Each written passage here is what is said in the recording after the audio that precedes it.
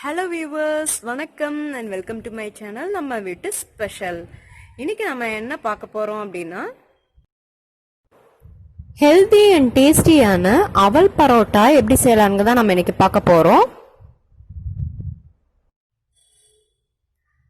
அவல் பரோட்டா செய்யறதுக்கு ஃபர்ஸ்ட் அவல் நல்லா ஊற வச்சுக்கணும். அதுக்கு பார்த்தீங்கன்னா நான் இன்னைக்கு 1 கப் அளவுக்கு வெள்ளை அவல் எடுத்திருக்கேன்.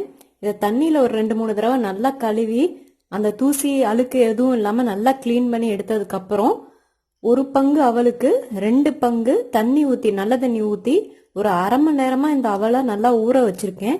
இது பார்த்தீங்கன்னா இப்படி கையால் இப்படி நசுக்கி பார்த்தோம் அப்படின்னா நல்லா அவல் அமுங்கணும். அந்த அளவுக்கு அவல் நல்லா ஊறி இருக்கணும். இப்போ அரை மணி நேரம் ஊறின அவலை நல்லா தண்ணி இல்லாமல் இந்த மாதிரி நல்லா பிழிஞ்சிருங்க. கொஞ்சம் கூட தண்ணி இல்லாமல் இருக்கணும். அந்த அளவுக்கு நல்லா பிழிஞ்சு ஒரு மிக்சி ஜாரில் சேர்த்துக்கோங்க. இந்த மாதிரி நல்லா டைட்டாக அழுத்தி புழிஞ்சுக்கோங்க. கொஞ்சம் கூட அவலில் தண்ணி இருக்கக்கூடாது. அவல் நல்லா ஊறி இருக்கணும், அது ரொம்ப முக்கியம். இப்போ பார்த்தீங்கன்னா மிக்சி ஜாரில் நம்ம ஊற வச்ச அவலை நல்லா தண்ணியிலேருந்து பிழிஞ்சு இந்த மாதிரி எடுத்து வச்சுக்கிட்டோம். இதை நல்லா நைஸாக அரைச்சி எடுத்துகிட்டு வந்துடணும். இப்போ அவலை நல்லா மிக்சியில் போட்டு அரைச்சி எடுத்துகிட்டு வந்தாச்சு. அரைச்சதுக்கப்புறம் அவல் இப்படி தான் இருக்கும். இது கூட நான் இன்னைக்கு 2 மீடியம் சைஸ் உருளைக்கிழங்க குக்கரில் வேக வச்சு தோல் உரித்து அதை நல்லா மசிச்சு வச்சுருக்கேன். அதையும் சேர்த்துக்கிறேன். உருளைக்கிழங்கு சேர்த்ததுக்கப்புறம் மசாலா ஐட்டம்ஸ்லாம் சேர்த்துடலாம். உங்கள் காரத்துக்கு எவ்வளோ வேணுமோ அந்த அளவுக்கு மிளகாய் தூள் சேர்த்துக்கோங்க. ஒரு அரை டீஸ்பூன் அளவுக்கு மஞ்சத்தூள், 1 டீஸ்பூன் அளவுக்கு கரம் மசாலா, இதெல்லாத்தையும் இது சேர்த்துக்கோங்க.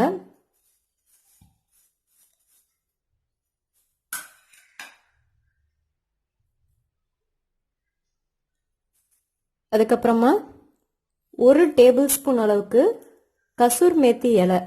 இது ஒன்றும் இல்லை, உலர்ந்த வெந்தயக்கீரையோட இலைகள். இது எல்லா சூப்பர் மார்க்கெட்லையுமே கிடைக்கும். இதை சேர்த்துக்கோங்க. உங்கள்கிட்ட கசூர் மேத்தி இல்லை அப்படின்னா நீங்கள் புதினா கொத்தமல்லி கூட சேர்த்துக்கலாம். இது ஒரு ஃப்ளேவருக்காக தான் சேர்க்குறோம். இது கூட ஒரு 2 டேபிள் ஸ்பூன் அளவுக்கு கோதுமை மாவு சேர்த்துக்கோங்க. உருளைக்கிழங்கு அவல் இதெல்லாம் சேர்த்துருக்கனால மாவு பிசையும் போது கொஞ்சம் பிசுபிசுப்பு தன்மை இருக்கும். அதுக்காக ஒரு பைண்டிங்காக தான் இந்த கோதுமை மாவு சேர்க்குறோம். இது எல்லாத்தையும் ஒன்று சேர சப்பாத்தி மாவு பதத்துக்கு நல்லா பிசைஞ்சுக்கோங்க. தண்ணியெலாம் சேர்க்க வேணாம். அவல் உருளைக்கிழங்கு இருக்கிற ஈரப்பசையே போதும். தேவைப்பட்டுச்சுன்னா கொஞ்சமாக தண்ணி தெளித்து பிசைஞ்சுக்கோங்க. உங்களுக்கு கோதுமை மாவு ரொம்ப கையில் மாவுலாம் ஒட்டுற மாதிரி இருந்துச்சுன்னா இன்னும் ஒரு டேபிள் ஸ்பூன் அளவுக்கு கூட கோதுமை மாவு சேர்த்துக்கிட்டீங்க அப்படின்னா சப்பாத்தி மாவு பிசைறதுக்கு அந்த பதத்துக்கு வர்றதுக்கு ஈஸியாக இருக்கும். இப்போ பார்த்தீங்கன்னா ஓரளவுக்கு அந்த உருளைக்கிழங்கெல்லாம் நல்லா ஈக்குவலாக மசிச்சு விட்டாச்சு. கொஞ்சம் கூட கட்டி இருக்கக்கூடாது, அந்த அளவுக்கு நல்லா மசிச்சு விட்டுக்கோங்க. இந்த ஸ்டேஜில் உங்களுக்கு எவ்வளோ உப்பு தேவையோ அந்த அளவுக்கு உங்கள் டேஸ்ட்டுக்கு ஏற்ற அளவுக்கு உப்பு நீங்கள் சேர்த்துக்கோங்க.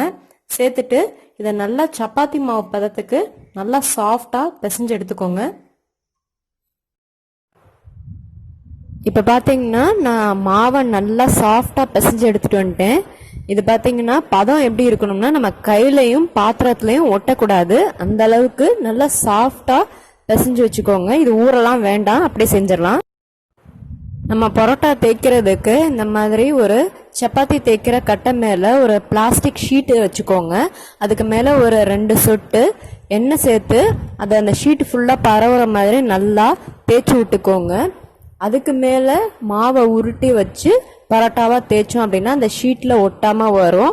அதே மாதிரி ஷீட் போடாமல் செஞ்சோம் அப்படின்னா அந்த கட்டையிலே ஒட்டிக்கும், எடுக்க வராது. ஏன்னா நம்ம உருளைக்கிழங்குலாம் சேர்த்துருக்கனால பிசு பிசுப்பு தன்மை இருக்கும். இப்போ பரோட்டா மாவை உங்களுக்கு எவ்வளோ சைஸுக்கு வேணுமோ அந்த அளவுக்கு நீங்கள் உருண்டையாக உருட்டி எடுத்துக்கோங்க. உருண்டை உருட்டுறதுக்கு முன்னாடி கையில் லைட்டாக எண்ணெய் தடவிக்கிட்டிங்கன்னா மாவு கையில் ஒட்டாமல் இருக்கும். அந்த உருண்டையை நம்ம எண்ணெய் தடவி இருக்க ஷீட் மேலே வச்சு அதுக்கு மேலே இன்னொரு ஷீட் போட்டு நம்ம தேய்ச்சி பரோட்டாவை எடுத்துக்கணும். நம்ம கடைகளில் வாங்குற நார்மல் மைதா பரோட்டா மாதிரி இது வீசிலாம் செய்ய முடியாது, இந்த மாதிரி தான் செய்யணும். இப்போ இந்த மாவை பரோட்டா ஷேப்புக்கு நம்ம செஞ்சுக்கலாம். இப்போ நான் பரோட்டா தேய்ச்சி எடுத்துட்டு மேலே இருக்கிற ஷீட்டை எடுத்துட்டோம் அப்படின்னா நம்மளோட பரோட்டா எடுக்கிறதுக்கு ஈஸியாக வரும். இதே மாதிரி எல்லா மாவையும் இந்த மாதிரி பரோட்டா ஷேப்புக்கு ஃபஸ்ட்டு செஞ்சு வச்சுக்கோங்க.